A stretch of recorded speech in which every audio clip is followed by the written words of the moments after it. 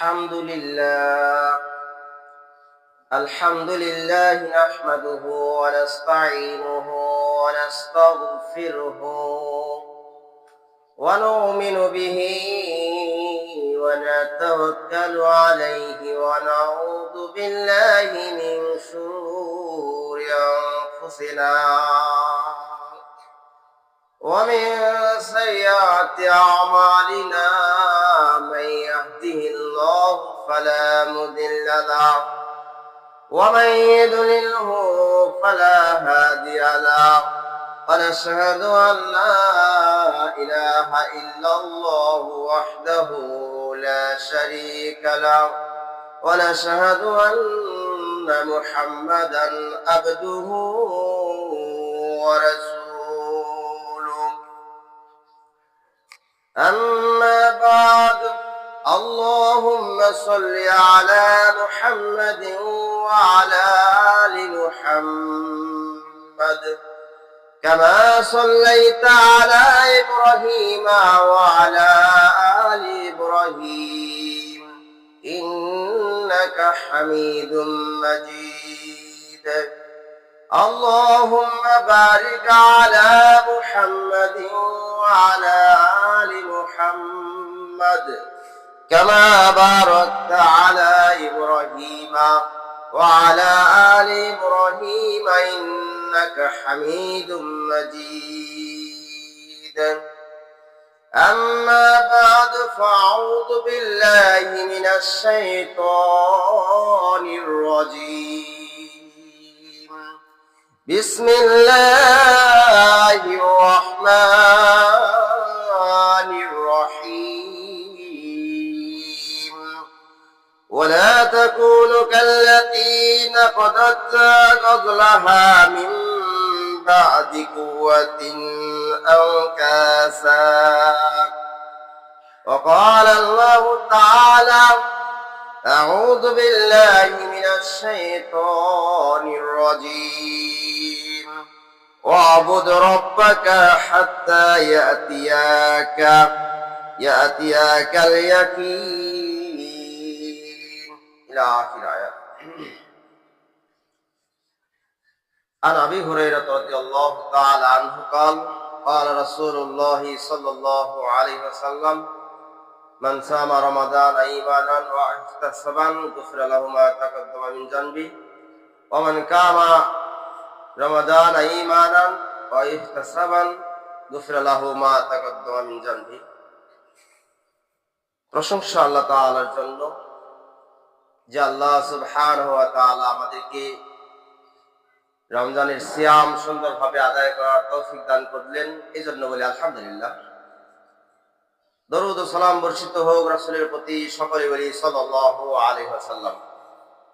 সম্মানিত দিনী মুসলিম ভাই ও বোনেরা, আজকে আমার আলোচনার বিষয়বস্তু হচ্ছে রমজানের শুরুতে আমল, পরে গাফিল, কেন এই অবস্থা। আমরা রমজানের শুরুতে যেভাবে আমল করা শুরু করে দেই, মনে হয় আমরা পাকা ঈমানদার হব এবার থেকে। কিন্তু 2-4 দিন যাওয়ার পরে বা 8-9 দিন যাওয়ার পরে দেখা গেল যে রমজানের রোজা সিয়াম কিভাবে আদায় করব বা তারাবি কিভাবে পড়তে হবে এইগুলো ভুলে যাই। তো রমজানের প্রথমে শুরু হয়ে যায় আমল, আর রমজানের কয়েকদিন যেতে না যেতেই আমরা গাফিলাতি শুরু করে দিই, পিছপা হয়ে যায়। তখন আমাদের যত রকমের সমস্যা সৃষ্টি হয়ে যায়। কেউ বলে গ্যাসের সমস্যা, কেউ বলে আমি খুব কঠোর পরিশ্রম করি, কেউ বলে নদীতে খাটলে আমার সমস্যা হয়ে যায়, রোজা দিতে পারি না, রোয়াগুলো একটু গাঢ়া হয়ে যায়, তারপরে আমি রোজা দিব। অনেকেরই অনেক কথা। কিন্তু প্রথম দিনেই তো আপনি যেভাবে ধরলেন, তো এইভাবে আল্লাহ 30টা দিন 30টা সিয়াম বা 29টা কি 30টা সিয়াম আমাদের আদায় করতে হবে। এটা খরচ কাজটা আমরা বাদ দিয়ে যত দুনিয়াবি কাজে আমরা ব্যস্ত হয়ে যাই। সম্মানিত উপস্থিতি, তো আমরা প্রথমে যেভাবে আমল করা শুরু করে দেই, ওই আমলটা যদি সব সময় আমরা ধরে থাকি, তাহলে দেখা যাবে যে আমরা অবশ্যই আল্লাহর কাছে ঈমানদার হিসাবে উত্থিত হব। আর আমল করতে করতে হঠাৎ করে দেখা গেল রোজা আছি, হঠাৎ করে পরের দিন রোজা নেই, মানে এমন ভাবে মনে করি যে রোজাটা দিলেও হবে, না দিলে কিছু সমস্যা নেই, এরকম মনে হয়। কিন্তু একটা ফরজ ইবাদত, ফরজ কাজ আমরা বাদ দিলে কি হতে পারে আমাদের আগেই জানা আছে, কিন্তু সেই সময় আমরা ভুলে যাই। সিয়াম পালন করি কিন্তু তারাবি পড়ি না। দেখা গেল যে প্রথম দিন যেদিন সিয়াম হবে তার পূর্বের দিন তারাবির সময় কয়েকটা মানুষ থাকে, আর পরের দিনে দেখা যায় যে মসজিদ ভরে না, একেবারে যত সব আছে আর যত কার্পেট আছে সবগুলো বারান্দা বাইরে দিয়ে অবস্থা খারাপ। কিন্তু ওই মানুষগুলোই কোথায় গেল? মানুষগুলো গাফেল হয়ে গেছে, মানুষগুলো গাফলাতি করছে। মানুষ উপকার নগদ নগদ কিছু পায় না বলে আজকে ভুলে যাচ্ছে। কিন্তু আল্লাহ তাআলা যদি একটা সিয়ামের বিনিময়ে দুনিয়াতে কিছু দিত বা 500 টাকা করে দিত, প্রত্যেকটা মানুষই সিয়াম পালন করার জন্য চেষ্টা করতে, এমনকি অমুসলিম গুলাও চেষ্টা করতে। কিন্তু আল্লাহ তাআলা দুনিয়াতে এরকম কোন উপকার, দুনিয়াতে কিছু একটা পুরস্কারের ব্যবস্থা করেন নাই। এই জন্য আমরা একবার পিছনে চলে যাচ্ছি, পিছপা হচ্ছি, মুখ ফিরিয়ে গাফেল হয়ে যাচ্ছি। সম্মানিত উপস্থিতি, তো আল্লাহ রাসূল সাল্লাল্লাহু আলাইহি সাল্লাম বলেন যে একদা এক সমাবেশে এভাবে মেম্বরে কথা বলছেন। তো আল্লাহ রাসূল সাল্লাল্লাহু আলাইহি সাল্লাম প্রথম সিঁড়িতে, যে মেম্বরে 3টা সিঁড়ি থাকে, তো প্রথম সিঁড়িতে উঠার সময় আল্লাহ রাসূল বললেন আমিন। দ্বিতীয় সিঁড়িতে যখন পা দিলেন তখনও বললেন আমিন। আবার তৃতীয় সিঁড়িতে যখন উঠলেন বক্তব্য দেওয়ার জন্য তখনও বললেন আমিন। সাহাবীরা চিন্তিত, সাহাবীরা তখন বলছে কি ব্যাপার, আল্লাহ রাসূল কি কেমন বলছে আমিন, এটার কারণটা কি? তো আল্লাহ রাসূল সাল্লাল্লাহু আলাইহি সাল্লাম বক্তব্য দেওয়ার সময় সাহাবীরা তাদের আল্লাহ রাসূলকে জিজ্ঞাসা করলো, ইয়া রাসূলুল্লাহ, আপনি যখন প্রথম সিঁড়িতে উঠলেন তখনও বললেন আমিন, আবার দ্বিতীয় সিঁড়িতে উঠলেন তখনও বললেন আমিন, তৃতীয় সিঁড়িতে যখন উঠে বক্তব্য দিলেন তার পূর্বে বললেন আমিন, এটার কারণটা কি? কি এমনও আপনার উপর ওহী নাযিল হয়েছে না কি? তখন আল্লাহ রাসূল সাল্লাল্লাহু আলাইহি সাল্লাম বললেন, সাহাবীরা শোনো, যে ব্যক্তি রমাদানের সিয়াম পেল, অর্থাৎ রমজান পেল কিন্তু পাপ ক্ষমা করে নিতে পারল না, তার নাক ধুলায় ধূসরিত হোক। তো এটা আমার জিবরাইল বলছেন, আর জিবরাইল বলার সময় আমি বলে দিলাম আমিন। তো যে ব্যক্তি রমজান পেল, রমজানের সিয়াম পালন করলো না, গুনাহ মাফ করে নিতে পারলো না আল্লাহর কাছে, তারাবি পড়ে, তাহাজ্জুদ পড়ে কিছু উপকার ফায়দা সওয়াবের কাজ করলো না, তো আল্লাহ রাসূলকে যখনই জিবরাইল বলছেন তুমি কি বলো, এর জন্য কি উপকার থাকতে পারে, এর জন্য কি এমন প্রতিদান থাকতে পারে, ইনি তো জাহান্নামী, তখন আল্লাহ রাসূল বললেন আমিন, গ্রহণ করো, আল্লাহ তুমি গ্রহণ করো। সম্মানিত, দ্বিতীয় জায়গায় উঠলেন, দ্বিতীয় সিঁড়িতে, তখনও আল্লাহ রাসূল বললেন আমিন। এটার কারণ হচ্ছে যে আল্লাহ রাসূল সাহাবীদেরকে বললেন, সাহাবীরা শোনো, যখন দ্বিতীয় সিঁড়িতে উঠছি তখন আমিন বলেছি, যে ব্যক্তি পিতামাতা পেল অথবা বাবা মাকে পেল, বাবাকে পেল অথবা মাকে পেল না, মাকে পেল অথবা বাবাকে পেল কিন্তু সেবা যত্ন করতে পারলো না, তার নাক ধুলায় ধূসরিত হোক, মানে সে জাহান্নামে যাবে। তো আল্লাহ রাসূল বলেন আমিন। তো দ্বিতীয় সিঁড়ির কথাটা এটা। তৃতীয় সিঁড়িতে যখন আল্লাহ রাসূল উঠলেন তখনও বললেন আমিন। তখন সাহাবীদেরকে বললেন, সাহাবীরা শোনো, তৃতীয় সিঁড়িতে যখন উঠেছি তখনও আমিন বলেছি, এই জন্য যে ব্যক্তি আমার নাম অর্থাৎ মুহাম্মদ সাল্লাল্লাহু আলাইহি ওয়াসাল্লামের নাম উচ্চারণ করলো কিন্তু আমার উপর দরুদ পাঠ করলো না, তার নাক ধুলায় ধূসরিত হোক। তখন আল্লাহ রাসূল বললেন যে আমিন। মানে যখন জিবরাইল বলে দিচ্ছেন যে তোমার উপর দরুদ যদি কেউ না পাঠ করে সে তো জাহান্নামী, আল্লাহ রাসূল বললেন জাহান্নামী হলে তো আমিন, কারণ দরুদ পাঠ করলো না। সম্মানিত উপস্থিতি, তো প্রথম কথাটা হচ্ছে আমরা সিয়াম পেয়েছি, রমাদান মাস পেয়েছি। এই মাসটা হচ্ছে ক্ষমা চাওয়ার মাস। আল্লাহ তাআলা মাফ করে দেন এই মাসে কোরআন অবতীর্ণ হয়েছে। এই মাসেই যত আমরা পারি ক্ষমা প্রার্থনা করতে, আল্লাহর কাছে কান্নাকাটি করে কিছু পাওয়ার জন্য আশা করতে, এই মাসেই আমরা না করি। কিন্তু আমরা যদি রমাদান মাস পাওয়ার পরও পিছনে ফিরে যাই, গাফিলতি করে শুরু করে দেই, নামাজ পড়তেছি রোজা রাখি না, রোজা রাখতেছি নামাজ পড়ি না, তারাবি পড়ি না, তাহাজ্জুদ পড়ি না, না পড়লে আল্লাহ কি আমাদেরকে এমনিতে সওয়াব দিবেন? না, আমাদেরকে এমনিতে সওয়াব দিবেন না।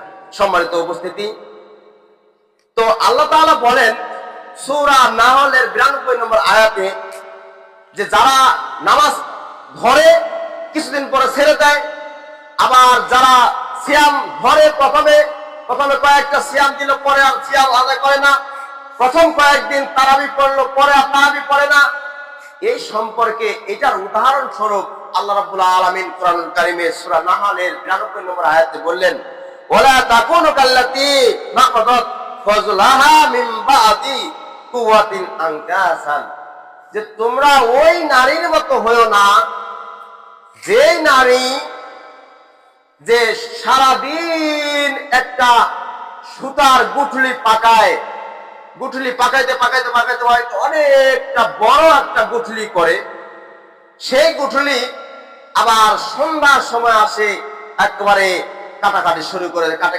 যেখানে সেখানে বিছড়ায়। তো এই আয়াত থেকে যেটা উদাহরণ পাওয়া যায়, যেটা বুঝ আসে আমাদের, যে আমরা সারাদিন ইবাদত করলাম কিন্তু তারাবিটা পড়লাম না, তাহলে কি হলো? তো প্রথম অবস্থা আমরা সিয়াম পালন করলাম, প্রথম কয়েকদিন সিয়াম পালন করলাম, এখন আর পালন করি না, তাহলে বোঝা গেল ওই নারীর মতো। উদাহরণস্বরূপ যে নারী মক্কায় বসে বসে মানে সুতাগুলো পাকাইতো, সুতা দিয়ে দড়ি ভাঁজ করতো, দড়ি করে বড় দড়ি করতো, দড়ি করার পরে কি সন্ধ্যার সময় আসে তখন এইভাবে ছুরি দিয়ে বা ব্লেড দিয়ে কাটাকাটি শুরু করে, কাটাকাটি সেখানে ছড়াই। তো আসল কথা হচ্ছে যে আমরা প্রথম অবস্থায় কি করি? ভালো আমল করার জন্য চেষ্টা করি, ভালো কিছু আদায় করার চেষ্টা করি, আল্লাহকে রাজি খুশি করার জন্য প্রথম অবস্থা আমরা লাগে পড়ে যাই, টুপি নাই টুপি কিনি, পাঞ্জাবি নাই পাঞ্জাবি কিনি, মানে যত রকমের ইবাদত করার জন্য সরঞ্জাম লাগবে তো সেগুলো আমরা করি, কিন্তু কয়েকদিন পরে এগুলো আবার ভুলে যাই, এগুলো বাতিল করে দিই। তো আসল কথা হচ্ছে সারাদিন যদি আপনি ইবাদত করেন আর রাত্রে এমন একটা কুফরি কাজ করলেন, তার আপনার সব ইবাদত নষ্ট হয়ে গেল। সম্মানিত উপস্থিতি, তো সেরকম প্রথম অবস্থায় আমি ইবাদত করলাম, প্রথম যে 8-10 দিন ইবাদত করলাম, সিয়াম পালন করলাম, তারাবি পড়লাম, তাহাজ্জুদ পড়লাম, রোজা রাখলাম, তো পরে আমাদের কি হয়ে গেল? মানে আমাদের আমলগুলো আমরা কি হাস্য রূপে কাজ করতেছি, আল্লাহকে অবহেলা করা শুরু করে দিচ্ছি, তাই না? সম্মানিত উপস্থিতি, আসলে আমরা এমন কাজটা করি যে প্রথম অবস্থায় যে কাজটা করি 30টা দিন কেন সারা জীবন যতদিন আমি বেঁচে থাকবো ততদিন আল্লাহর ইবাদত করতেই হবে। শুধু সিয়ামটা প্রতি বছরে একটা মাস আল্লাহ তাআলা সিয়াম ফরজ করে দিয়েছেন। এই আল্লাহ তাআলা একটা মাস সিয়াম ফরজ করে দিয়েছেন, এটাই আমাদের জন্য খুব জরুরি হয়ে যায়। খুব কেমন ধরে পেরেশানির মধ্যে পড়ে যাই, 1 মাস সিয়াম পালন করব, কিন্তু আল্লাহ তাআলা যদি এরকম করতো যে সারাদিন সিয়াম পালন করবা সারা বছরে আর রাত্রে খালি কিছু খাবা, যদি এটা করতো তাহলে আমাদের কি অবস্থা হয়ে যেত? সম্মানিত উপস্থিতি, কিন্তু আল্লাহ তাআলা মানুষের অন্তরের খবর জানেন, মানুষের অন্তরের খবর রাখেন বলে যে মানুষ সিয়াম পালন করতে পারবে কিনা, কতদিন সিয়াম খরচ করে দিলে তারা আদায় করতে পারবে, ততদিন আল্লাহ তাআলা আমাদেরকে খরচ করে দিয়েছেন। ইয়া আইয়ুহাল্লাযীনা আমানু, হে ঈমানদারগণ, কুতিবা আলাইকুমুস সিয়াম কামা কুতিবা আলাল্লাযীনা মিন ক্বাবলিকুম, যেমনই ভাবে পূর্ববর্তী মানুষদের উপর সিয়াম ফরজ করে দিয়েছেন, তেমনি ভাবে আমাদের উপর আল্লাহ তাআলা সিয়াম ফরজ করেছেন। কিন্তু আল্লাহ তাআলা তো পূর্বে জামানায় যারা মানুষ এসেছে তাদেরকেই শুধু বাতিল করে দিত যে তারা সিয়াম পালন করবে না, শেষ জামানায় সিয়াম পালন করবে, এটা নয়। আল্লাহ তাআলা এমন কাজ করেছেন যে পূর্বে জামানায় যে মানুষগুলো এসে অতিক্রম করে চলে গেছে, অতিবাহিত হয়ে গেছে, মৃত্যুবরণ করার মাধ্যমে চলে গেছে, তারাও যেভাবে সিয়াম পালন করেছে তোমরা শেষ জামানার মানুষও এভাবে সিয়াম পালন করো। সম্মানিত উপস্থিতি, তো আমরা সিয়াম ফরজ পেয়েছি, জানি যে সিয়াম একদিন পালন না করলে 60 দিন একাধারে সিয়াম পালন করতে হবে। যদি অবহেলা করে একদিন সিয়াম ছেড়ে দেন, যদি না পারি 60 দিন সিয়াম পালন করতে, তাহলে 60 জন মিসকিনকে খাওয়া দেওয়ার ব্যবস্থা করে দিতে হবে একদিন। তাহলে আমাদের জন্য কত গুরুত্বপূর্ণ এই সিয়ামটা। আমরা হেলায় খেলায় সিয়াম ছেড়ে দিচ্ছি, হঠাৎ করে একটু খারাপ লাগলো, একটু মাথা ব্যথা, একটু বমি বমি ভাব লাগলো, সিয়ামটা ছেড়ে দিলাম, আর মনে হয় পাই না। একটু গ্যাসের চাপ দিল, মনে হয় যে আর বাঁচবো না, পানি না খেলে আর উপায় নেই, ওষুধ না খেলে উপায় নেই, এইগুলো মন্তব্য মনের ভিতর নিয়ে আসে। সম্মানিত উপস্থিতি, তো আমাদের উচিত যেভাবে আমরা প্রথম সিয়ামটা আদায় করি সবাই মিলে, সকলে মিলে ঐক্যবদ্ধ ভাবে মনের ভিতর আনন্দ উল্লাস নিয়ে যেমনই ভাবে সিয়াম পালন করি, যেমনই ভাবে তারাবি শুরু করে দেয়, মসজিদ ভরে যায়, তেমনই ভাবে যদি আল্লাহর 30টা দিনেই গোটা মাসটাই এভাবে সিয়াম, এভাবে তারাবি, এভাবে তাহাজ্জুদ, এভাবে যদি আদায় করতে পারি, বেশি বেশি নফল সিয়াম পালন করতে পারি, তো আল্লাহ তাআলা আমাদেরকে অবশ্যই প্রতিদান দেবেন। কিন্তু আমি আপনি করি কি, গাফিলাতি শুরু করে দিচ্ছি। মনে হয় যে কেমন যে ওই যেমন একটা বিয়ে বাড়িতে আগে আগে ফটকা বাজাইতো, ভুটকা বাজায়, যে পরে কি ওই আগুন ধরা দিল, উপরে উঠে গেল, ঘুরে শেষ, আবার নিচে খালি আগুনগুলো নামে যাচ্ছে। তো আমাদেরও ওই অবস্থা, যে আমাদের ওই রমজান মাস পড়লে প্রথম দিন থেকে 5-6 দিন ভালোই চললো, মানে ফটকার মতো ফুটে ফুটে উপরে উঠতেছে, মানে আমরা নামাজি ইমানদার হয়ে গেলাম, আর কয়েকদিন পরে দেখা গেল নামাজটারও খেয়াল নেই। সম্মানিত উপস্থিতি, তখন যত অজুহাত। সম্মানিত উপস্থিতি, তো আসল কথা হচ্ছে যে আমল শুরু করে ছেড়ে দেওয়ার জন্য আমরা যেটা সতর্ক বাণী পাই, যে আমরা ওই নারীর মতো কাজ করব না, যেই নারী মক্কায় বসে বসে সুতা জড়াইতো, সুতা জড়ার পরে এমন ভাবে দড়ি পাকাইতো, দড়ি পাকার পরে লম্বা চড়া দড়ি করলো, আর সন্ধ্যায় আসার পরে বেলের দিয়ে কাটে কাটে কাটে কাটে টুকরা করে একবারে যেখানে সেখানে ছুটায় ফেলাই দিল। তো এতে তার কোনো ফায়দা হলো না। যদি দড়িটাই থাকতো তাহলে অন্তপক্ষে ওই নারীর দড়িটা যেখানে সেখানে দাম দিতে পারত, তাও কাজে লাগতো। কিন্তু ওই নারী কি করলো, ওই নারী দড়িটা কাটে কাটে টুকরা করে যেখানে সেখানে ফেলাই দিল। সম্মানিত উপস্থিতি, তো আমরা ওই অবস্থা, যে প্রথম অবস্থা, প্রথম দিন যেভাবে ইবাদত করা শুরু করে দিয়েছিলাম, ওই ইবাদতটা এখনো যদি ধরে থাকতাম, তাহলে আমাদের আজকে ওই উদাহরণের সাথে আর মিলিত হতে হতো না।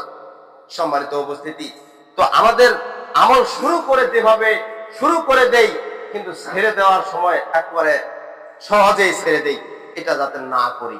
কারণ এটা আমাদেরকে সতর্ক থাকতে হবে যে একটা আল্লাহর সিয়াম, আল্লাহ তাআলা সিয়াম ফরজ করে দিয়েছেন প্রত্যেকটা নর নারীর উপর, যারা বালেগ, তাদের যারা সুস্থ সবল মানুষ, তাদের উপর সিয়ামটা ফরজ। সিয়াম ফরজ হওয়ার পরে একটা ফরজ ধরলাম, আরেকটা ফরজ ছেড়ে দিলাম, এরকম হবে না। তো আল্লাহ রাসূল সাল্লাল্লাহু আলাইহি সাল্লাম বলেন যে বুনিয়াল ইসলাম ওয়ালা খামসিন, যে বনি আদম সন্তানদের উপর 5টা আমল, 5টা কাজ ফরজ করা হলো। কোনটা? যে আল্লাহ লা ইলাহা ইল্লাল্লাহ ওয়া আন্না মুহাম্মাদুর রাসূলুল্লাহ, যে এটার উপর, মানে লা ইলাহা ইল্লাল্লাহ, আল্লাহ ছাড়া কোনো মাবুদ নেই, মুহাম্মদ সাল্লাল্লাহু আলাইহি ওয়াসাল্লাম আল্লাহর বান্দা ও রাসূল, এটার প্রতি মনে প্রাণে বিশ্বাস করা, এটার প্রতি ঈমান আনা, এটা ফরজ, এটা আনতে হবে। দ্বিতীয় নাম্বার হচ্ছে ওয়া ইকামিস সালাত, সালাত কায়েম করতে হবে, সালাত পড়তে হবে, ফরজ, এটাও ফরজ। আবার প্রথমে ঈমান বিশ্বাসটা নিয়ে আসা, ওইটাও কিন্তু খরচ, অন্তরের মধ্যে নিয়ে আসতে হবে। যার নামাজ আছে ঈমান নেই, তার নামাজ তো কাজ হবে না। কিন্তু ঈমান আছে নামাজ নাই, তার ঈমানটা কি খালি ধরে থাকবে, মানে ঈমানটা খালি ধরে আছে, কিন্তু তার কোনো কাজকর্ম নেই। সম্মানিত উপস্থিতি, উদাহরণস্বরূপ বলা যায় যে একটা রশি খালি ঝুলেই আছে, কিন্তু রশিটাতে কোনো কাজ নেই, কোনো কিছু লাগাই দেওয়া হয় নাই, বা কোনো একটা বাঁধে রাখা যায় না, যেটা উপকার পাওয়া যায় না। যে রশির কোনো উপকার পাওয়া যায় না, সে রশি বাঁধে লাভ। সম্মানিত উপস্থিতি, একটা রশি যদি গরুকে বাঁধ দেওয়া যায়, তাহলে গরুটা অন্তপক্ষে মানুষের আবাদ পানি খাবে না, তো একটা দড়িটা কাজ হবে। কিন্তু যে একটা দড়ি খুঁট লাগায় দড়িটা ছেড়ে দিচ্ছেন খালি, এই দড়ি তো কোনো কাজ হবে না, এটা কোনো কাজ হবে না। তেমনি ভাবে মানুষের ঈমান আছে কিন্তু নামাজ নাই, খালি ওই ঝুলে আছে, ঈমান ঈমান ঈমান করছে, মানে আল্লাহকে শুধু ভয় করে, আর অন্য কোনো কাজগুলোকে সে ভয় করে না। সম্মানিত উপস্থিতি, তো ওই দড়ি, যেই দড়ি শুধু ওই পড়ে আছে, কোনো কিছু একটা প্রাণী তো লাগা হয়নি, একটা গাছেও বাঁধা হয়নি, একটা বাঁশেও বাঁধা হয়নি, একটা উপকার কোনো পাওয়া যায় না, সেই দড়ির কোনো লাভ নেই। ওই তাই যাকাত, যাকাত যদি কেউ না দেয়, ঈমান আছে নামাজও আছে কিন্তু যাকাত দেয় না, তার ঈমানও থাকবে না, তার নামাজও থাকবে না। শুধু যাকাত যদি না দেয় তাহলে যাকাতও থাকবে না, আর যদি যাকাত দেয় ঈমানও নাই নামাজও নেই, তার যাকাতটা কোনো কাজ নাই। ওয়াল হজ, যদি সমর্থ থাকে, সমর্থ থাকার পরেও যদি সে হজ করে আর বাকিগুলো না করে, পাঁচটা যে ইসলামের খুঁটি রয়েছে, ইসলামের পাঁচটা খুঁটির মধ্যে প্রথমটা হচ্ছে ঈমান, দ্বিতীয়টা হচ্ছে সালাত, তৃতীয় নম্বরটা হচ্ছে কি যাকাত, পরেরটা হচ্ছে হজ, আবার তারপরেরটা হচ্ছে সিয়াম। তো এই পাঁচটার মধ্যে পাঁচটা আঙ্গুল ধরে নেবেন, যে পাঁচটা আঙ্গুল, এর মধ্যে চারটা আঙ্গুল আছে, একটা আঙ্গুল নেই। তাহলে আপনি একটু ভাবে দেখেন যে আমার পাঁচটা আঙ্গুল আছে, মানে ইসলামের রকম পাঁচটা, মানে কালিমা, নামাজ, রোজা, হজ, যাকাত, পাঁচটা আঙ্গুল মধ্যে আছে। এখন কালিমাটা আছে কিন্তু নামাজ নাই, রোজা নাই, হজ, যাকাত এই পাঁচটা নাই, তাহলে আপনার এটাতে কোনো কাজ হবে না। এই আঙ্গুলতে কি করতে পারবেন? এই আঙ্গুলটা, এই ভুঁড়ি আঙ্গুলটাতে কি করবেন? ভুঁড়ি আঙ্গুল ধরে নেন, এটা ঈমান, এটা কালিমান, একবার আল্লাহকে মনে প্রাণে বিশ্বাস করে নিয়েছেন। কিন্তু আল্লাহ তাআলা যে এই চারটা বিষয় দিলেন, চারটা খুঁটি দিলেন, এই চারটা যে বিশ্বাস করলেন না, তাহলে কি আল্লাহকে অস্বীকার করলেন না? আল্লাহর কাজ এই ঈমান আনতে হবে, এটা ঠিক আছে, এটা কাজ, কিন্তু আল্লাহ তাআলা বললেন নামাজ, রোজা, হজ, যাকাত এটাও কাজ, এটাও মানে নিতে হবে। কিন্তু আপনি খালি ঈমানটা ধরে আছেন, বাকি সবগুলো বাতিল করে দিচ্ছেন, তাহলে আপনার এই ঈমানটার উপর দাম থাকবে না। শুধু ঈমান ঈমান করে আমার এগুলো কাজ, আমি নামাজ পড়ি না তাতে কি হয়েছে, হজ দেই, হজ করি নাই তাতে কি হয়েছে, যাকাত দেই না তাতে কি হয়েছে, আমার ঈমানটা তো পাকা আছে। ঈমান পাকা নাই, আপনার ঈমানটা কিভাবে পাকা হলো?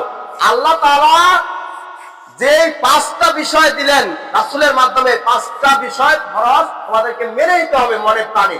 এই পাঁচটা খুঁটির মধ্যে, পাঁচটা রকুনের মধ্যে যদি একটা রকুন ছেড়ে যায়, তাহলে সে ঈমানদার বলে দাবি করতে পারবে। আপনার যদি ঈমানই না থাকে, তাহলে আমি আপনি এগুলো কাজ করে লাভ কি? সম্মানিত উপস্থিতি, তো আসলে আমরা আমল শুরু করে দিয়েছি, কিন্তু আমল থেকে আমরা গাফেলও হয়ে যাচ্ছি, দিনে দিনে আরো কমে যাচ্ছে। এখন তো একটু তাও আছে যে এক থেকে আজকে 10টা বুঝি রমাদান চলে, এই 10টা রমাদানের মধ্যে অন্তপক্ষে কিছুগুলো আছে, আবার দেখবেন 15টা, 16টা, 20টা রোজা পর্যন্ত দেখবেন যে আর মানুষ খুঁজে পাওয়া যায় না। তারাবির নামাজ যে জায়গায় 2টা 3টা কাতার হতো, সেই জায়গায় একটা কাতার আর ফেলে ফেলে হয় না। এই মানুষগুলো গেল কই? এই মানুষগুলো কোথায় যায়? এগুলো কি অন্য জায়গায় সৌদি আরব নামাজ পড়া শুরু করে দিছে? না, এগুলো বাড়িতেই আছে, হয়তো হাটে বাজারে, না হয় দোকানে আড্ডা, না হয় পান খাইছে, ওযু করিবার ভয়ে পান নষ্ট হবে, তাই ওযু করিবার যায় না, নামাজও পড়ে না। তারাবি আজকে ছেড়ে দেবো, কালকে পড়বো। আল্লাহ রাসূল 3 দিন তারাবি পড়েছেন, আমি অতগুলো পড়বো কেন? 3 দিনে পড়া আমার শেষ হবে। আমি ওই মানে 3 দিন, প্রথম 10 দিনে একটা দিন আল্লাহ রাসূল পড়েছেন, আমি পড়ি।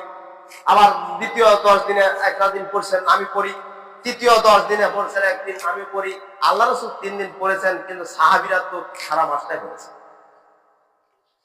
আল্লাহ রসুল পড়েছেন কি জন্য 3 দিনে, সেটাও তো বুঝতে হবে। আল্লাহ রসুল 3 দিন পড়েছেন এই জন্য যে যদি একাধারেই তারাবিটা যদি করতেন তাহলে তারাবিটা আমাদের উপর খরচ হয়ে যেত। কিন্তু আল্লাহ রসুল দেখলেন যে খরচ হবে, আমার বান্দা আমার উম্মত তো এটা পারবে না, এটা কঠিন মনে করবে, তাই আল্লাহ রসুল 3 দিনে করে মানে গ্যাপ গ্যাপ করে পড়া শুরু করে দিলেন। কিন্তু সাহাবীরা মনে করলেন আল্লাহ রসুলের জামানায় আল্লাহ রসুলের উপর ওহী মানে আল্লাহ রসুল পারতেছে 30 দিনে যদি সিয়াম পালন করে আর তারাবি পড়ে তাহলে আল্লাহ রসুল পারতেছেন, মানে কি তার বাকি মানুষগুলো যত উম্মত আসবে তার সবাই পারবে। তো আল্লাহ তাআলার কাছে যখন জিবরাইল আসলো, আসার পরে দেখা গেল এটা খরচ হওয়ার সম্ভাবনা, তখন আল্লাহ রসুল গ্যাপ শুরু করে দিলেন। সম্মানিত উপস্থিতি, তো 1 দিন 2 দিন পর পর তখন মানে এক কথায় 3 দিন তারাবির সালাত আদায় করেছে। কিন্তু সাহাবীরা গোটা মাস তারাবির সালাত আদায় করেছে। সম্মানিত উপস্থিতি, আল্লাহ রসুল কোথায় আর আমরা কোথায়? আল্লাহ রসুলের আগে পরের যত গুনাহ আছে সব মাফ করে দেওয়া হয়েছে, তারপরে যে ইবাদতটা করে আমরা তো তার শিখি অংশ করি না। সম্মানিত উপস্থিতি, তো আমরা হেলায় খেলায় কেন এইভাবে তারাবিগুলো ছেড়ে দিচ্ছি?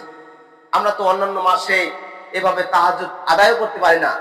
তারাবিটা তো শুধু রমজান মাসে তারাবি আর তাহাজ্জুদ এটা কিন্তু সমানই, গুরুত্ব একই। কিন্তু তারাবি কাকে বলা হয়? যেটা হচ্ছে প্রথম সন্ধ্যায় অর্থাৎ রাতের প্রথম ভাগে যেটা আদায় করা হয় সালাত, সেটা হচ্ছে তারাবি। তারাবি মানে বিশ্রামের সালাত। তারাবি মানে কি? বিশ্রামের সালাত। এই প্রথম সন্ধ্যায় অর্থাৎ প্রথম যে রাতটা আছে, এই প্রথম রাতে যে সালাতটা আদায় করা হয় এটা হচ্ছে তারাবি। আর শেষ রাতের শেষ ভাগে যেটা আদায় করা হয় ওইটার নাম হচ্ছে তাহাজ্জুদ। তবে এটাও রাতে ওটাও রাতে, এটাও যেভাবে 8 রাকাত পড়া হয় ওটাও 8 রাকাতই পড়া হয়। তো তারাবি আর তাহাজ্জুদ দুইটা নয়, তারাবি আর তাহাজ্জুদ হচ্ছে একটাই, কিন্তু আমরা বানায় নিয়েছি দুইটা। কেন? যে যদি তারাবি আর তাহাজ্জুদ একই হয় তাহলে শেষ রাতে পড়বো, আবার যদি তারাবি আর তাহাজ্জুদ একই হয়, যদি তারাবিটা একই হয় তাহাজ্জুদ একই হয় তাহলে প্রথম রাতে পড়বো, তো একটাতে পড়তে হবে। সম্মানিত উপস্থিতি, কিন্তু সেটা নয়। তারাবি হচ্ছে রমজান মাসের জন্য খাস। রমজান মাসে যারা সিয়াম পালন করি এরা আমাদেরকে আদায় করতে হবে রমজান মাসে তারাবি। আর অন্যান্য মাসে যেটা আদায় করা হবে এটা হচ্ছে তাহাজ্জুদ, রাত্রির শেষ ভাগে যেটা আদায় করা হয় সেটা হচ্ছে তাহাজ্জুদ। সম্মানিত উপস্থিতি, তো রমজান কেবল শুরু করার মাস নয়, এটা একেবারে মনে প্রাণে ধরে থাকা। রমজান মাস শুরু করলেন আর শেষ করবেন না, এটা হয় না। তো সূরা হিজরে বললেন আল্লাহ তাআলা, ওয়া আবুদু রাব্বাকা হাত্তা ইয়াতিয়াকাল ইয়াকিন, যে তোমরা আল্লাহর ইবাদত করো যতক্ষণ পর্যন্ত তোমাদের মৃত্যু না হয়। আল্লাহ তাআলার তোমরা ইবাদত করো, যতদিন আমাদের মৃত্যু হবে না ততদিন পর্যন্ত আমরা ইবাদত করতেই থাকবো। যেভাবে আল্লাহ রাসূল আমাদেরকে আদেশ করেছেন, যেভাবে আমাদেরকে নামাজ পড়তে বলছেন, যেভাবে আমাদেরকে সিয়াম পালন করতে বলছেন, যেভাবে হজ করার কৌশল শিখিয়ে দিয়েছেন, যেভাবে যাকাত আদায় করতে হবে, যেভাবে সিয়াম পালন করতে হবে, আমাদেরকে তো সবগুলো জানাই দিয়েছে আল্লাহ রাসূল সাল্লাল্লাহু আলাইহি ওয়াসাল্লাম, সবগুলো জানাই দিয়েছে, কিন্তু আমরাই জানি না, অন্তপক্ষে আমরা জানার চেষ্টাও করি না। সম্মানিত উপস্থিতি, তো রমজানে শুধু শুরু করি, শুরুটাই মনে হয় যে কেউ হয়তো মনে মনে ভাবে যে প্রথম যার ভালো শেষ তার ভালো, এরকম যদি কেউ ভাবেন তাহলে তো ভুল হবে। সম্মানিত উপস্থিতি, প্রথমেই শুধু আপনি ইবাদত করলেন, প্রথমেই শুধু সিয়াম পালন করলেন আর শেষের দিকে আর সিয়াম পালন করলেন না, এটা তো হবে না। কারণ আল্লাহ তাআলা বলছেন তোমরা আল্লাহর ইবাদত করো যতদিন তোমাদের মৃত্যু না হয়, মৃত্যু পর্যন্ত ইবাদত করতেই থাকো। মুমূর্ষু ব্যক্তি এক কথায় সে মুমূর্ষু হয়ে আছে, যদি তার জ্ঞান থাকে, সেন্স থাকে, তারপর তাকে শুয়ে হলেও তাকে সালাত আদায় করতে হবে। সম্মানিত উপস্থিতি, তাও ছাড় নাই। তো রাসূলের জামানায় একজন সাহাবী, অন্ধ সাহাবী আল্লাহ রাসূল সাল্লাল্লাহু আলাইহি ওয়াসাল্লামকে বললেন, ইয়া রাসূলুল্লাহ, আমি তো অন্ধ, আমি তো বাড়ি থেকে এসে মসজিদে জামাতের সহিত সালাত আদায় করতে পারি না, তাহলে আমি কি বাড়িতে সালাত আদায় করব? তো আল্লাহ রাসূল সাল্লাল্লাহু আলাইহি সাল্লাম কিছু বললেন না, চুপ করে থাকলেন। সাহাবীও মনে করলেন যে মনে হয় যে আমার সম্মতি দিছে, কারণ আল্লাহ রাসূল কিছু বলেন নাই, সম্মতি দিছে। তো ওই অন্ধ সাহাবী চলে যাওয়া শুরু করে দিয়েছে। যাওয়ার পরে আবার কিছু দূর যখন চলে গেল, তখন একজন সাহাবীকে বললেন, যাও ওকে টানে নিয়ে আসো, ওকে ধরে নিয়ে আসো। ওই অন্ধ সাহাবীকে নিয়ে আসা হলো। আসে বলা হচ্ছে যে, হে ভাই, তুমি কি আজান শুনতে পাও? যে হ্যাঁ, শুনতে পাই। তো আজান যাহাত তুমি শুনতে পাও, তোমাকে জামাতের সহিত সালাত আদায় করতে হবে। বলে যে ইয়া রাসূলুল্লাহ, আমি পারি না। যে পারি না কথা নয়, তোমার জন্য জামাত ধরা একেবারে অপরিহার্য। কারণ তুমি অন্ধ হয়েছো, তুমি তো শুনতে পাচ্ছ না, শোনা তো পাও। অতএব তোমার বাড়ি পর্যন্ত দড়ি টাঙিয়ে যদি আসতে হয়, তারপর দড়ি টাঙিয়ে আসতে হবে। সম্মানিত উপস্থিতি, তারও ছাড় নেই। অন্ধ ব্যক্তিরও জামাতের সহিত সালাত আদায় করা, এটাও ছাড় নেই। তো আমি আপনি কি করি? যদি খালি একটু জামাত শুরু হয়ে গেছে বা শেষ হয়ে গেছে, তখন আর মসজিদে আসি না। তখন করে কি বাড়িতে আল্লাহু আকবার আল্লাহু আকবার আল্লাহু আকবার আল্লাহু আকবার শুরু হয়ে গেল। সম্মানিত উপস্থিতি, কিন্তু একটা আল্লাহর ঘর দেওয়া হলো, মসজিদ দেওয়া হলো, মসজিদে আসতে হবে, জামাতের সহিত সালাত আদায় করতে হবে, এদিকে আমাদের খেয়াল থাকে না। সম্মানিত উপস্থিতি, তো আসলে যেটা বলছিলাম যে রমাদান মাস শুরু করলেন আর শেষ পর্যন্ত যাইতে পারলেন না, তাহলে এটা করে লাভ নেই। এটা শুধু উপহাস করা, একটা ঠাট্টামি করার মতো হচ্ছে, গোরামি গাফলাতি করা হচ্ছে। সম্মানিত উপস্থিতি, তো আমরা যেভাবে শুরু করছি সিয়ামটা, শেষ পর্যন্ত আমরা যাতে পৌঁছতে পারি। যেভাবে তারাবিটা শুরু করে দিয়েছি, সেভাবে তারাবি যাতে একেবারে 29 রমাদানের রাত পর্যন্ত আমরা শেষ করতে পারি, এটা আমাদের মনের ভিতর নিয়ত করতে হবে। কিন্তু আমাদের নিয়ত গুলা হচ্ছে কি, যে কচুর পাতার মতো, মানে পানি দিলে পানি থাকে না, কথা বললাম কথাগুলো থাকবে না। সম্মানিত উপস্থিতি, আমরা এই যে ছাতা ধরার নেয়, যে পূর্ব দিকে পানি আসছে, ছাতাটা পূর্ব দিকে ধরা দিই, কিন্তু পশ্চিম দিকে পড়ুক সমস্যা নেই, পশ্চিম দিকে ভিজে যাচ্ছে।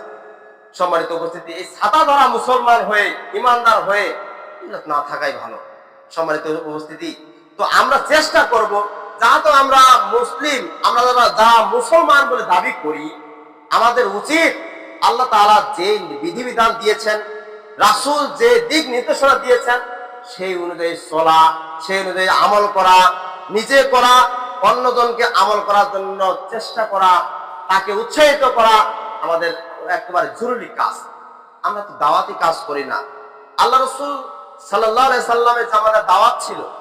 আল্লাহ তাআলাও বলেছিলেন যে দাওয়াত তোমরা দাও, মুসলিমদের কাছে প্রচার করো, যে সাল্লু বাল্লিগু আন্নী ওয়ালাউ আয়া, আমার একটা কথা যদি জানা থাকে তাহলে তোমরা প্রচার করে দাও। তাহলে এটা কি প্রচার করা কি দাওয়াত না? অবশ্যই দাওয়াত। সম্মানিত উপস্থিতি, তো একটা কথা জানতে পারবো, মানুষকে জানিয়ে দেব, এটা হচ্ছে দাওয়াত। কিন্তু ওই দাওয়াত নয় যে এক জায়গা থেকে একবারে বাড়ির পরিবারকে সবগুলো বাদ দিয়ে একেবারে এক প্রান্ত থেকে আরেক প্রান্ত যায় দাওয়াত দেওয়া শুরু করছে। এরকম দাওয়াত নয়, ওইটা দাওয়াত নয়। দাওয়াত দিতে হবে আমার পরিবারে। যদি আমি একলাই দাওয়াত দেই, তাহলে আমার পরিবারটা নিয়ন্ত্রণ হয়ে গেল। আপনার পরিবারে যদি আপনি দাওয়াত দেন, তাহলে আপনার পরিবারটা নিয়ন্ত্রণ হয়ে গেল। আজকে যারা এখানে মসজিদে উপস্থিত হয়েছি, প্রত্যেকটা পরিবার থেকে একটা একটা করে লোক আসছি। আমরা চেষ্টা করি যে প্রত্যেকটা পরিবারের মানুষ দেখি যে কোনটা নামাজ পড়ে না, কোনটা রোজা দেয় না, কে দেয় না, দিল না কেন, এগুলো একটু তদারকি করি। যদি প্রত্যেকটা পরিবারের মধ্যে প্রত্যেক জনে যদি দাওয়াতি কাজ করি, তাহলে দেখা গেল যে প্রত্যেকটা সমাজের মধ্যে প্রত্যেকটা বাড়িতে দাওয়াত করছে। কিন্তু আমরা মনে করি কি, বাইরের মানুষ আসে আমাদেরকে দাওয়াত দিল, তারপর আমরা দাওয়াত গ্রহণ করব। বাইরের মানুষের কথাটাই মজা। শুক্রবারে কত রকমের কত ডিজাইনের বক্তব্য হয়, এই বক্তব্যগুলো কাজে লাগে না। আর খালি বাইরে থেকে একটা বক্তা নিয়ে আসা হবে, তার মানে ডিমান্ডটা হচ্ছে যে 1 লাখ টাকা। ওই বলে ভেটান বক্তা। এই ভেটান বক্তার ওয়াজ শনিবার যায়, 2-4টা ডিগ্রন দিয়ে দিল, দেওয়ার পরে একেবারে আল্লাহু আকবার সুবহানাল্লাহ নারায়ে তাকবীর হয়ে গেল, বাড়ি চলে আসবে। কি হলো? বক্তব্য শুনিবা গেছে, ওয়াজ শুনিবা গেছে। সম্মানিত উপস্থিতি, ওই যেগুলো আমরাই করি এইখানে দাঁড়ায়, ওই ভেটান বক্তা গুলো আসে ওইগুলাই বলে। তো আমাদের গুলা কাজে লাগে না, কি জন্য? যে আমরা গ্রামের মানুষ, যে আমরা ওই গ্রামের এলাকার মানুষ, এলাকার মৌলবি মুন্সি, তাই আমাদের কথাগুলো একটু কারাগার কম হয়। আর বাইরের মানুষগুলো যদি একটা কথাটা বলে যায়, দাবড়াদাবড়ি করে চলে যায়, মনে হয় যে বাবুরে বিট দিয়ে দিছে, এবার থেকে ইবাদত পায় বাঁচার পায়। সম্মানিত উপস্থিতি, তো বাইরেরটা আমরা চিন্তা করি, তো বাইরেরটা চিন্তা করে লাভ নাই। ঘরে আপনার কিতাব আছে, ঘরে আপনার দাওয়াতি কাজ চলছে, ঘরে আপনার মৌলবি মুন্সি বড় বড় মৌলবি আছে, ঘরে আপনার এখন মৌলবির দরকার নাই। যে কয়েকশো মৌলবি যদি আপনি চেষ্টা করেন, চিন্তা করেন যে কয়েকশো মৌলবি আপনি পকেটে রাখতে পারবেন, যদি আপনি চিন্তা করে একটু কাজটা করেন। কয়েকশো মৌলবি, যেই মৌলবিগুলোর ওয়াজ শুনবেন, ওই মৌলবির ওয়াজ আপনি ঘরে বসে পকেটে শুনে হতে নোয়াবাড়ি শুনিবার পারেন। সম্মানিত, কোন বক্তার ওয়াজ চাচ্ছে? তো এত টাকা খরচ করে লাভটা কি? তো প্রত্যেকটা ওয়াজে তো ছেড়ে দিচ্ছে, নেটে জামানা, প্রত্যেকটা ছেড়ে দিচ্ছে। আপনি একটা মেমোরি কিনবেন, 64 জিবি হোক আর 16 জিবি হোক বা 2 জিবি হোক, একটা মেমোরি কিনবেন আর একটা পাঠানো মোবাইল কিনবেন, আর ওয়াজ রোয়া গাইবা চলে যাবেন, আর শুরু করবেন একবারে ওয়াজ। কোন বক্তার ওয়াজ চালু করবেন? আস্তে করে মিজানুর রহমান না ডক্টর আসাদুল্লাহ গালি, কার ওয়াজ শুনবেন? খালি চাপ দিবেন, চাপ দিলে একবার শুরু হয়ে গেল, আপনি রোয়াগাড়া যারা শুরু করতেন রোয়াগাড়া হয়ে গেল, আর এদিকে আপনার ওয়াজও শোনা হয়। সম্মানিত বলছে, ও এটা ওয়াজ না, এটা ওয়াজ নয়, ওটা হচ্ছে আপনার পকেটের মোবাইল, যে ওটা আপনার পকেটের মোবাইলের ওয়াজ, এই জন্য আপনার কাজ হলো না। কিন্তু ওই যে মানে কয়েকশো মানুষ একবারে যারা জমায়েত ভাবে ওয়াজ শোনা শুরু করে দিল, আর ঠোঁটে ঠোঁটে আর পান আর জর্দা গুলগি সিগারেট সবগুলা টানাটানি হয়ে গেল। আর যত রকমের বন্ধু বান্ধব আত্মীয় স্বজন, ওর আত্মীয় দূর থেকে আত্মীয় আসে বাড়িতেও, যেই এলাকার ওয়াজ মাহফিল হচ্ছে ওই এলাকার মানুষদেরকে একবারে ছেঁচা উঠা শেষ করবে। মানে কি, একটা ওয়াজ হলো আর বাইরের মানুষ আসে, যত আত্মীয় স্বজন আছে দূর দূর সম্পর্কে, তাও তো ভাই, মামা তো ভাই, চাচা তো ভাই, সব করে জোগাড় করে একবার পরিবারের মধ্যে ঢুকে গেছে, পরের দিন 10টার সময় যাচ্ছে ভাই। তাহলে ওইটা ক্ষতিটা হচ্ছে, ওইটা ক্ষতি মনে করি না। কিন্তু আমরা এখন যদি খালি ওইখানে যে খরচ হচ্ছে, আত্মীয় স্বজন আসলে হঠাৎ করে 700-800 টাকা বাইরে হচ্ছে, গরুর মাংস 1 কেজি টাকা 1.5 কেজি হচ্ছে, ব্রয়লার তো খাও, কিন্তু ওইটা তো খরচ হচ্ছে। এখন যদি বলা হয় মসজিদে 100-150 টাকা করে দিবেন সামনের সপ্তাহ, বাপ রে বাপ, ওইটা দিতে সমস্যা। কয়েকদিন আগে একটা লিস্ট করা হয়েছিল, মসজিদের একটা লিস্ট করা হয়েছিল, তো লিস্টটা ওই করাই শেষ হয়ে গেল। ওই বারান্দার বসে লিস্ট করা হলো, কেউ 100 টাকা, ওই যে বাথরুমের জন্য 100 টাকা 200 টাকা এরকম করে লেখা দেওয়া হলো, তো 100 না 200 টাকা বলে উঠছে, তো 5-6 হাজার টাকা লেখা দিছে, 100 না 200 টাকা উঠেছে, বাকিগুলো গেল ভাই। কিন্তু ওই জায়গাটা চিন্তা করে দেখি যে একটা বাইরের মৌলবি আসে ওয়াজ করে চলে গেল, এলাকার যত গোস্ত পাওয়া যাচ্ছে সবগুলো খাওয়া শেষ করলো, ফিরিয়েও শেষ, তখন সহজে। কিন্তু এই মসজিদে 200-100 টাকা দিবার কথা ছিল, এটা আর খেয়াল থাকে। সম্মানিত উপস্থিতি, খেয়াল হয় আমাদের শুধু ওই সময়। সম্মানিত উপস্থিতি, তো আমরা চেষ্টা করি যে যেই এলাকায় আসি, যেই জায়গায় আসি, যেটা জানি না জানার চেষ্টা করব, জাননেওয়ালা মানুষের কাছে একটু মানে সম্পর্ক বজায় রাখবো। দেখবেন যে বাইরের মৌলবি যে ওয়াজ করবে, ওই ঘরের মৌলবিও সেই ওয়াজ করবে। তো সেরকম আপনার পরিবার, আপনি মৌলবি, আপনি যদি এখান থেকে আজকে শিখে যান কিছু, তাহলে যদি বাড়িতে কেউ জিজ্ঞাসা করে যে এটা আমি জানি না, তাহলে যদি আপনি না জানায় দিতে পারেন, তাহলে আপনি শরণাপন্ন হন, যে জানে তার কাছে শরণাপন্ন হন। লজ্জা শরমের কিছু নেই। ইসলামের মধ্যে থাকতে গেলে লজ্জা শরম একবার বাতিল করে দিতে হবে, লজ্জা শরম রাখা যাবে না। কারণ ইসলাম সম্পর্কে আমি জানবো, আমি অন্য কোনো ধর্ম সম্পর্কে জানি না, জানতেও চাই না। আমি জানবো কোনটা, যে ইসলামের যে খরিনাটি আছে, ইসলামের যে রোকন গুলো আছে, এগুলো কি, এইগুলো সম্পর্কে জানবো। আমি তো খারাপ জানতে চাই না। সম্মানিত উপস্থিতি, যাকে বলবেন যে জাননেওয়ালা তাকে জানায়, যে যদি ও না জানে তাহলে ও আবার বড় কিতাব পড়ে আবার জানে, আপনার জানেন। সম্মানিত উপস্থিতি, 3 নম্বরে আসি, যে ধারাবাহিক আমল আল্লাহর কাছে বেশি প্রিয়। আল্লাহ রাসূল সাল্লাল্লাহু আলাইহি সাল্লাম বলেছেন, যে ব্যক্তি ধারাবাহিক ভাবে আমল করে তার আমলটা সবচেয়ে বেশি প্রিয় আল্লাহর নিকট। আর যে ধরলো, মানে ওই যে উত্তর দিকের বৃষ্টি শুরু হয়ে গেল আর দক্ষিণ দিকে আস্তে আস্তে বৃষ্টি শেষ, এরকম যে করে, এটা আমল আল্লাহর নিকটে গ্রহণযোগ্য হয় না। কিন্তু ধারাবাহিক ভাবে আছে, চিপে চিপে ধরে লাগে আছে, 5 ওয়াক্ত সালাত শুধু ফরজগুলো পড়ে, তবে জামাতের সহিত পড়ে, শুধু ফরজলাই পড়ে, তো এই ফরজলা পড়ার জন্য আল্লাহর কাছে নাজাত পাইতে পারে। আখরিস দীনাকা ইয়াকফিকাল আমালুল কলিল, যে তোমার ঈমানটাকে খাঁটি করো, অল্প আমল করলেও যথেষ্ট, আল্লাহর নিকটে হবে। সম্মানিত উপস্থিতি, তো আমাদের ঈমানটা যদি পরিষ্কার হয় না, তো অল্প অল্প যদি আমল করি তাহলে আল্লাহর নিকটে গ্রহণযোগ্য হবে। আর আমরা মানে ওই ধরলাম, প্রথম দিন রোজা ধরলাম, নামাজ পড়লাম, তারাবি পড়লাম, যাকাত দিলাম, এটা করলাম, ওইটা করলাম, প্রথম দিনে শেষ হয়ে গেল, বা 10 দিনের মধ্যে শেষ হয়ে গেল, আর বাকি 20 দিনের কোনো খোঁজ খবর নেই, তাহলে ওই ধরো মারো কি লাভ? কিছু লাভ নেই। সম্মানিত উপস্থিতি, তো আল্লাহর নিকটে আল্লাহ রাসূল বলছেন যে আল্লাহর নিকটে সবচেয়ে প্রিয় আমল হচ্ছে যেটা ধারাবাহিকভাবে চলতে থাকে, এটা হচ্ছে সবচেয়ে প্রিয় আমল। বুখারী মুসলিমের হাদিস। সম্মানিত উপস্থিতি, তো আমাদের গাফিল যদি হয়ে যায়, যদি এই ইবাদত থেকে আমরা ফিরে আসি, বা সিয়াম ধরছি 2 দিন পরে আর ছেড়ে দিছি, নামাজ ধরছি কয়েকদিন পরে ছেড়ে দিলাম, এরকম যদি হয়ে থাকে, এই গাফিলগুলোর কত ক্ষতি রয়েছে। ক্ষতিগুলো কি কি দেখবেন, যে এই গাফিলগুলোর জন্য যে আপনি ক্ষতি কি হবে, যে ক্ষতিটা হচ্ছে যে আপনার সম্মান হানি হবে। কেমন? যে আপনি এই নামাজ পড়লেন রে, আপনি তো নামাজি, 5 ওয়াক্ত নামাজি, এখন আবার বেনামাজি হয়ে আছো। কারণটা কি? মানুষের একটা সমস্যা দেখা দিবে, মানুষের মধ্যে একটা ক্রিটিসাইজ শুরু হয়ে যাবে। নামাজ পড়তে পড়তে হঠাৎ ছেড়ে দেওয়া মানে কি একটা লজ্জার কথা। তো আল্লাহ রাসূল সাল্লাল্লাহু আলাইহি ওয়াসাল্লাম বলেছেন, বাইনাল আবদি ওয়া বাইনাল কুফরি তারকুস সালাত, মানে মুমিন এবং কাফিরদের মধ্যে পার্থক্য হচ্ছে নামাজ। যে ব্যক্তি নামাজ পড়ে তাহলে সে মুসলমান, আর যে নামাজ পড়ে না সে কাফির। তো এখন নামাজ পড়লাম, এখন মুসলমান, কিছুক্ষণ পরে আর নামাজ পড়বো না, তাহলে কি আমি কাফির হয়ে যাচ্ছি? আকিমুস সালাত ওয়া লা তাকুনু মিনাল মুশরিকিন, তোমরা সালাত আদায় করো, মুশরিকদের অন্তর্ভুক্ত হয়ো না।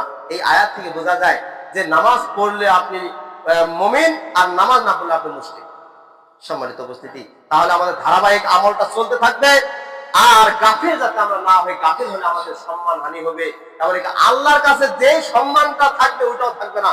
আল্লাহর নিকটে তখন জবাব দিতে হবে, জবাব দিতে দিতে সেদিন গোমর ফাঁস, সবগুলো ফাঁস হয়ে যাবে। আপনি সেদিন হায় হতাশ করবেন, কি করলাম আমি, ওই সিয়ামটা পালন করলাম না, তাই আজকে জাহান্নামে যাইতে হচ্ছে। যদি সেদিন একটু কষ্ট করে সিয়ামটাই পালন করতাম।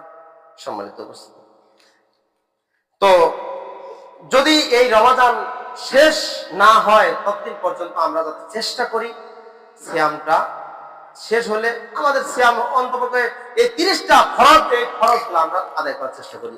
আল্লাহ তাআলা আমাদেরকে ফরজ কাজগুলো, আল্লাহর দেওয়া বিধানগুলো মানার, জানার তৌফিক দান করুন। সকলে বলে আমিন। এই বলে আমার বক্তব্য শেষ করছি। ওয়া আখিরু দাওয়ানা আলহামদুলিল্লাহ।